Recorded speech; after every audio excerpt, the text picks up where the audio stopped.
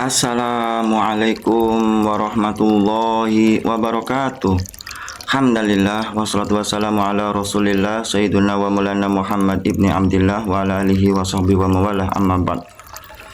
Selamat malam kepada semua saudara-saudara, rekan-rekan, sahabat, teman seperjuangan, sefrekuensi tentunya bagi pecinta ilmu yang selalu setia mengikuti di channel Ahmad Zaki Sena ini dalam pembahasan ilmu tasawuf, jati diri, dan spiritual. Pada pembahasan malam kali ini saya akan membahas tentang Muhammad, Ahmad, dan Nur Muhammad. Mari kita simak untuk menambah suatu hasanah keilmuan ya. Sebagaimana kita tahu, di dalam hadis dijelaskan, Bismillahirrahmanirrahim, Addibu awladakum ala salasi khisalin, hubbi nabiyikum wa hubbi ahli baitihi wa ala qiraatil Qur'an wa qiraatil Qur'an. Apa artinya? Adibu, ajarkanlah kepada anak-anak kalian semuanya untuk mencintai nabimu. Berarti nabi kita siapa? Nabi Muhammad. Dan juga kepada siapa? Wa ahli baitihi, dan kepada keluarganya Nabi Muhammad. Dan mengajarkan untuk belajar Al-Quran. Khairukum man ta'allama Al-Quran. Sebaik-baiknya orang adalah orang yang belajar Al-Quran wa 'allamahu, dan mengamalkan Al-Quran. Nah, pada pembahasan malam kali ini saya akan membahas tentang tadi Muhammad, Ahmad, dan Nur Muhammad. Siapa Muhammad? Nah, jangan kita mengenalnya artis Korea saja, jangan kita mengenalnya bintang film ya, atau selebritis ya. Ajarkan nabi kita itu siapa, jangan sampai kita nggak kenal. Dikhawatirkan nanti di alam kubur kita ditanya oleh malaikat, siapa nabimu? Nah, bagaimana dia keutamaannya? Nanti kita nggak bisa menjawab bagaimana. Maka saya akan membahas tentang itu. Muhammad itu adalah terdiri dari suatu pembahasan basyariah dan sebagai Rasulullah. Basyariahnya adalah seperti sebagaimana di dalam surat Al-Kahfi ayat 110 dijelaskan, Bismillahirrahmanirrahim, Qul innama ana basyarum mislukum yuha ilayya annama ilahukum ilahu wahid. Al-ayah, sadaqallahu ladim. Qul, katakanlah, innama ana basyarum mislukum, katakanlah wahai Muhammad, sesungguhnya saya itu adalah manusia seperti kamu, manusia biasa seperti kalian. Yuha ilayya, hanya saja saya diberi oleh Allah wahyu, annama, agar untuk menunjukkan bahwa ilahukum ilahu wahid, agar menunjukkan bahwa Tuhan yang sesembah kalian ya. Pada itu waktu itu kaum kafir Quraisy, sesembah kalian itu adalah hanya Allah yang Maha Esa. Ilahu wahid, Tuhan yang benar adalah Allah yang Maha Esa. Jadi di sini itu ada unsur basyariah, ada unsur Muhammad sebagai utusan Allah. Pun boleh dijelaskan lagi dalam ayat yang lain, dalam surat Al-Ahzab ayat 40 pun mengatakan, Bismillahirrahmanirrahim, maka Muhammadun aba ahadim mir rijalikum walakin Rasulullahi wa khatamin nabiyyin. Maka Muhammadun, ya, bukanlah Muhammad itu adalah ayah di antara ayah dari kalian, ayah dari seperti kalian, walakin Rasulullah, tapi Muhammad itu adalah utusan Allah. Nah, Jadi itu menekankan bahwa Nabi Muhammad itu lebih ke arahnya itu utusan Allah. Dan yang pertama akan saya bahas sebelum saya akan membahas tentang Ahmad atau Nur Muhammad, dari Muhammadnya saja dibagi menjadi dua, yaitu unsur basyariah dan unsur Nabi Muhammad sebagai utusan Allah. Unsur basyariah, kita harus mengetahui tentang fisik Kangjeng Nabi Muhammad SAW, unsur kemanusiaannya, unsur zohiriyahnya, ya. Terus unsur sejarahnya, kehidupannya. Yuk kita akan membahas tentang unsur fisiknya dulu. Nabi Muhammad itu waktu dilahirkan itu bukan seperti kayak manusia biasa, ya. Nabi Muhammad dilahirkan itu disambut oleh para malaikat, para nabi, para ruh-ruh suci, dan para bidadari, dan ditemani Siti Aminahnya oleh 4 wanita yang suci, Siti Hawa, Siti Hajar, Asiyah, dan juga ibunya Nabi Isa, Maryam. Dan juga dikeluarkan melalui perutnya oleh malaikat Jibril, dibuka sehingga langsung keluar, langsung sujud dan tidak menangis dan tidak mengeluarkan darah seperti manusia, seperti ibu-ibu yang lahir wiladah, ya. Tapi Nabi Muhammad tidak mengeluarkan darah. Itu keutamaan Nabi Muhammad, langsung sujud dan mengucapkan subhanallah walhamdulillah wa la ilaha illallah wallahu akbar. Subhanallah bukratan wa asila. Begitu. Jadi terus unsur badannya adalah Nabi Muhammad sebaik-baiknya bentuk, khairul khalaqin, sebaik-baiknya ciptaan. Sepertinya itu Nabi Muhammad itu kayak semacam memesan ciptaannya itu, tapi suatu bentuk dari Allah ciptaannya dengan begitu sangat istimewa, sangat sempurna dari bentuk badannya. Tidak terlalu tinggi, tidak terlalu rendah, ya. Kulitnya putih, ya, tapi tidak terlalu putih, putih yang sangat mengagumkan, putih yang apabila beliau ada sesuatu yang tidak disukai kelihatan wajah merahnya.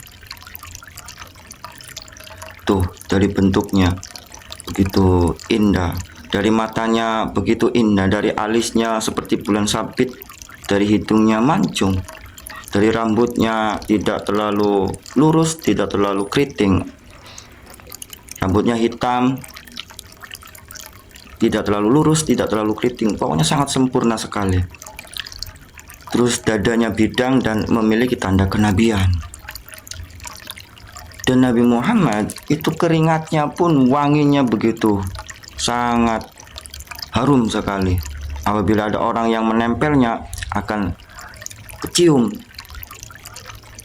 lama sekali bahwa beliau itu, bahwa orang yang telah bersentuhan dengan Nabi Muhammad telah menyentuh Nabi Muhammad, keciri sampai sangat lama sekali. Dan apabila kulitnya itu menempel kepada kulit Nabi Muhammad, itu akan dijamin masuk surga dengan rasa imannya. Terus dari apa yang dikeluarkan yang menurut kita itu najis, seperti kita itu najis, Nabi Muhammad itu tidak najis.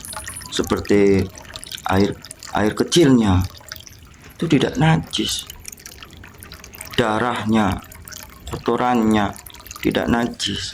Kalau kita kan najis itu. Jadi kita harus bisa memahami unsur basariyahnya, sehingga dari kita mengenal Nabi Muhammad, kita akan menambah kecintaan. Tidak akan cinta kalau tak kenal, tidak akan sayang kalau tidak akan kenal. Jadi kita harus mengenalnya Nabi Muhammad. Pun pula makanan Nabi Muhammad itu tidak seperti kita, beda. Kalau kita bisa kenyang, kalau Nabi Muhammad tidak kenyang. Nabi Muhammad tidurnya Nabi Muhammad terjaga, hatinya selalu berzikir kepada Allah, selalu melihat sekelilingnya. Kalau kita tidurnya pulas, ya, darahnya pun suci. Ada orang dikisahkan, wahai sahabat, tolong buang darah ini dari darahnya Rasulullah habis bekam. Tapi sahabat itu dengan sembunyi-sembunyi diminumnya. Sudahkah engkau dibuangnya wahai sahabatku? Sudah, saya buang dalam perutku.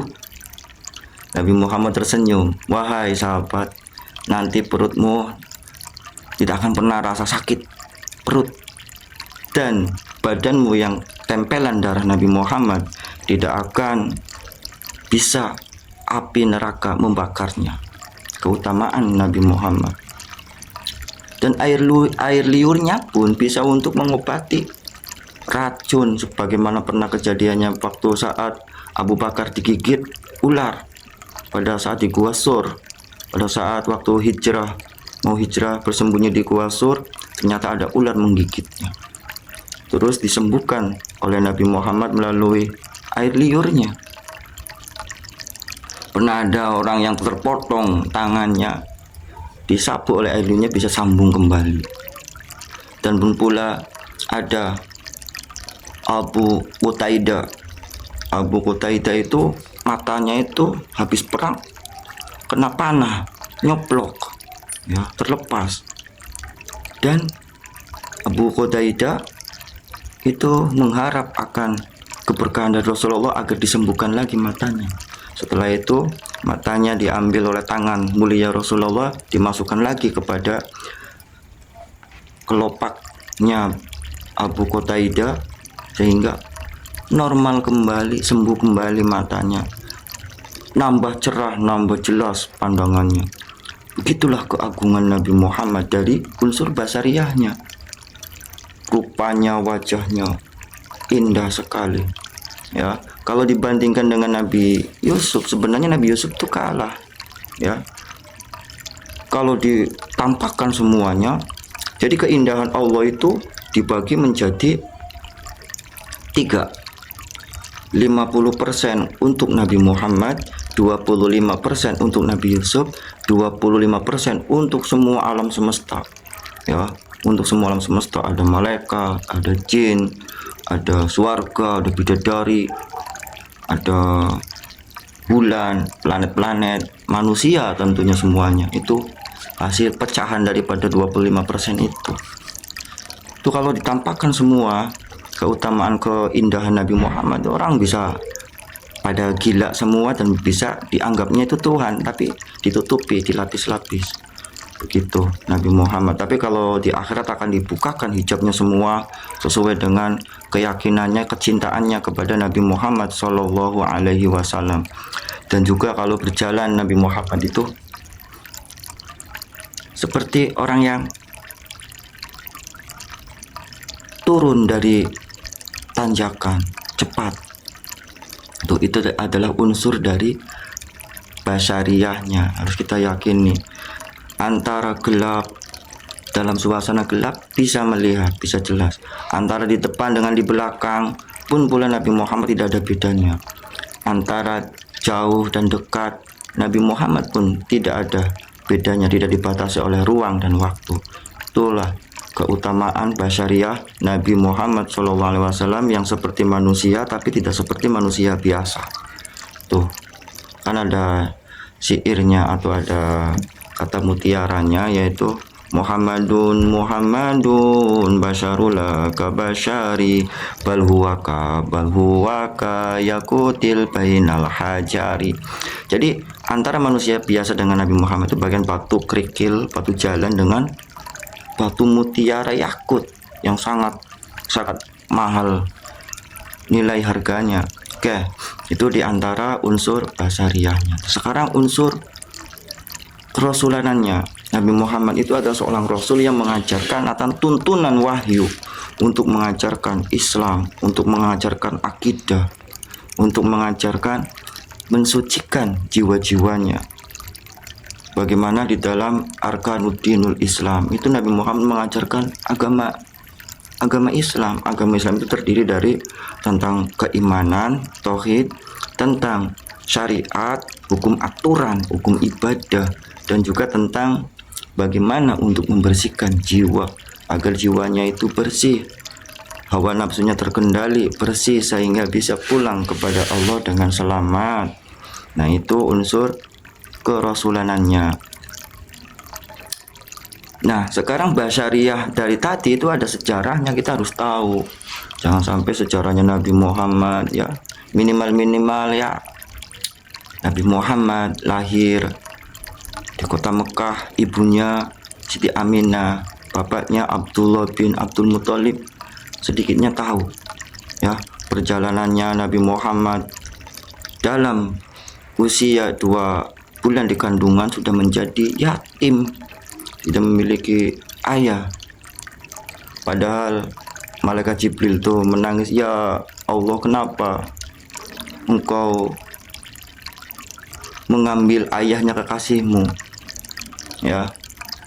Padahal malaikat Jibril menangis, kenapa Allah mengambil ayah dari kekasihmu yaitu Muhammad. Wahai Jibril, kata Allahnya, sesungguhnya engkau tidak tahu apa yang aku tahu. Sesungguhnya agar Muhammad itu jangan selalu mengandalkan ayahnya, tapi ingin mengandalkan saya. Ya Rabbi, wahai Tuhanku, tidak mengatakan wa ya Abbi, wahai ayahku. Jadi Nabi Muhammad itu selalu menyandarkannya hanya kepada Allah. Itu maksudnya itu.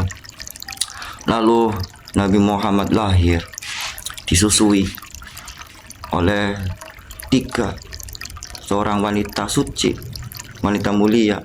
Yang pertama Suwaibatul Aslamiyah, bekas budaknya Abu Lahab, pamannya Nabi yang sangat membenci. Tapi pada saat Nabi Muhammad lahir, itu pamannya itu Abu Lahab itu senang, sehingga punya budak yang namanya Suwaibatul Aslamiyah itu dimerdekakan, terus disuruh untuk menyusukan kepada Muhammad ponakannya.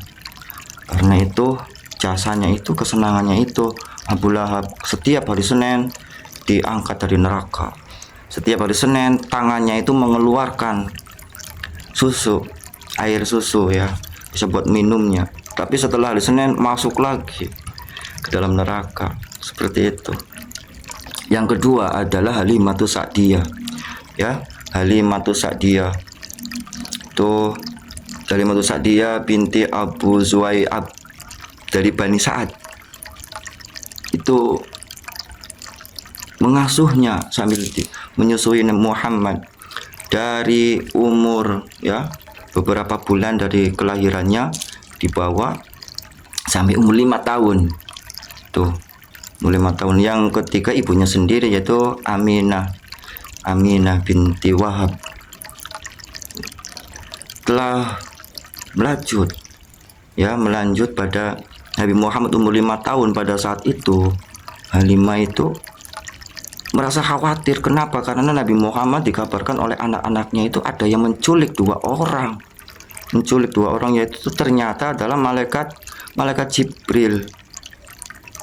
Nah, di antara itu malaikat Jibril untuk membersihkan hatinya karena khawatir kehilangan Nabi Muhammad. Muhammad itu akhirnya diberikan kembali kepada ibunya yaitu Aminah.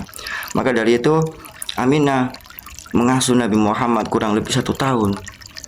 Nah, setelah 6 tahun Nabi Muhammad, Aminah ibunya meninggal setelah perjalanan dari Madinah, setelah mengunjungi saudara-saudara pamannya dari ayahnya. Meninggal di mana ya? Pada waktu itu meninggal Siti Aminah dalam perjalanan dari Madinah ke Mekah di Abwa. Ternyata di kotanya itu kota Abwa. Setelah itu Nabi Muhammad dilanjutkan pengasuhannya oleh kakeknya Abdul Muthalib, tapi tidak begitu lama, yaitu 2 tahun. Setelah itu dilanjutkan lagi oleh pamannya Abu Thalib. Nah, hampir lama di sini Abu Thalib mengasuh sampai dewasa, tapi pengasuhannya dengan kemandirian karena Nabi Muhammad itu orangnya mandiri. Coba bayangkan, umur 9 tahun sampai umur 12 tahun menggembala kambing. Nabi Muhammad tidak merepotkan keluarga dari Abu Thalib, pamannya yang memiliki banyak anak. Terus dari situ diajarkan berdagang. Tapi pada suatu saat Nabi Muhammad diajak berdagang ke Syam umur 12 tahun ya. 12 tahun diajak dagang ke negeri Syam. Itu dalam perbatasan Syam yang namanya itu negeri Busro. Itu pendeta yang namanya Bahiro itu mengerti siapa anak itu yang sedang di bawah pohon. Yang ternyata dalam perjalanannya itu diamati dari kelompok itu ada satu orang yang dinaungi oleh awan, dan pohon-pohon itu merindang ke menutupi Nabi Muhammad biar tidak terasa terik panasnya matahari. Akhirnya ditanya, wahai, siapa yang punya anak ini, siapa ayahnya? Kata Abu Thalib, saya. Bukan, kamu bohong.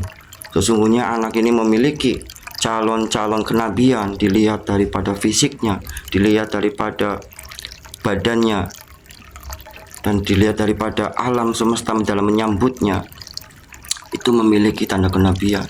Oleh karena itu siapa? Iya betul bahwa ayah dari anak ini sudah meninggal. Maka dari itu Nabi Muhammad, jangan kau pergi ke Sam, karena banyak sekali dari pendeta-pendeta Yahudi yang ingin akan membunuhnya, sehingga ditahanlah karena kesyirikan dari orang Yahudi bahwa nabinya itu jatuhnya di Bani kaum Quraisy, bukan dari Bani Israel, Bani Yahudi, Bani Quraisy di Mekah ya. Sehingga pulanglah. Setelah umur dewasa itu diajak berdagang oleh pamannya dan diantarkan oleh pemiliknya, yaitu Khadijah. Khadijah adalah yang memiliki barang dagangannya, ditemani oleh pembantunya yaitu Maisaroh. Sehingga Nabi Muhammad itu diawasi, ternyata memiliki akhlak yang bagus. Bahkan pamannya Siti Khadijah itu menyatakan bahwa calonmu itu adalah nabi.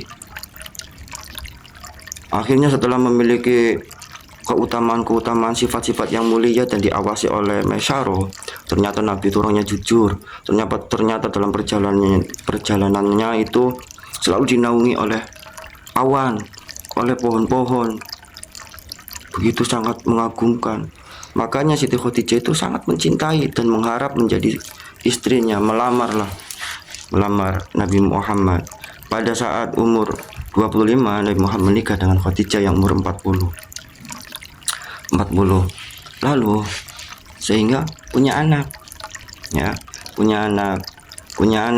Siapakah anak-anaknya Nabi Muhammad Shallallahu Alaihi Wasallam? Anaknya itu 7. Kalau dari laki-laki ya, lagi Abu Qasim, Abdullah, Ibrahim. Kalau dari perempuan, Zainab, Ruqayyah, Umi Kulsum, dan Siti Fatimah Zahra. Itu anak-anaknya. Tapi kalau yang laki-laki itu meninggal. Kenapa? Karena khawatir Khotamul Anbiya wal Mursalin, yaitu Nabi Muhammad. Jadi jangan sampai, ya begitulah mungkin rahasia daripada anak-anaknya Nabi Muhammad itu adalah meninggalkan oleh Allah Subhanahu wa Ta'ala. Lalu pada umur 40 tahun Nabi Muhammad mendapatkan wahyu. Dalam perjalanan menyebarkan wahyu 3 tahun secara sembunyi-sembunyi, ya, melalui sahabat-sahabatnya, keluarganya. Lalu selama dari kenabian itu 4 tahun dari kenabian, berdakwah secara terang-terangan, dan mulai ada pergolakan, mulai ada pertentangan dan ancaman-ancaman dari kaum kafir Quraisy, sampai diboikot Nabi Muhammad sampai keluarganya. Untung saja pamannya selalu membantunya, melindunginya, Abu Thalib itu ya, bahkan sampai diancam ingin dibunuh. Dari ancaman halus, wahai Muhammad, kamu jangan menyebarkan ajaran ini ajaran yang bisa merusak perpecahan, ajaran yang bisa meninggalkan ajaran penyembahan nenek moyang yang menyembah berhala. Tapi Nabi Muhammad, demi Allah, andaikan matahari taruh di bahuku kananku, bulan ditaruh bahu kiriku, saya tidak akan berhenti untuk berjalan menyebarkan agama tauhid. Akhirnya Abu Thalib membantu perjuangan Nabi Muhammad dengan diam-diam untuk melindungi Nabi Muhammad. Nah, setelah itu Nabi Muhammad umur 50 tahun mengalami tahun kesedihan. Istrinya, pamannya yang sangat melindungi, istrinya setia dan menghiburnya, sangat mendorong, membantu dalam perjuangan dakwanya, meninggal dalam umur 50 tahun. sehingga dikenal dengan Yaumul Hasni, tahun kesedihan. Akhirnya umur 52 tahun Nabi Muhammad di Isra Mi'rajkan untuk ditambah untuk menghibur Nabi Muhammad, terus juga menerima perintah sholat. Lalu umur 53 tahun Nabi Muhammad disuruh hijrah ke Madinah, ya, melalui dengan proses baiat pertama, baiat Aqobah pertama, baiat Aqobah kedua, yang dari utusan Madinah mendapatkan hidayah Islam, akhirnya disambut oleh kaum penduduk Yasrib atau Madinah. Nah, umur 53 tahun hijrah ke Madinah, lalu di sana membentuk pemerintahan, menambah luas, menambah kuat perjuangan Islam. Islam menyebar luas. Akhirnya umur 61 Nabi Muhammad Fathul Mekah.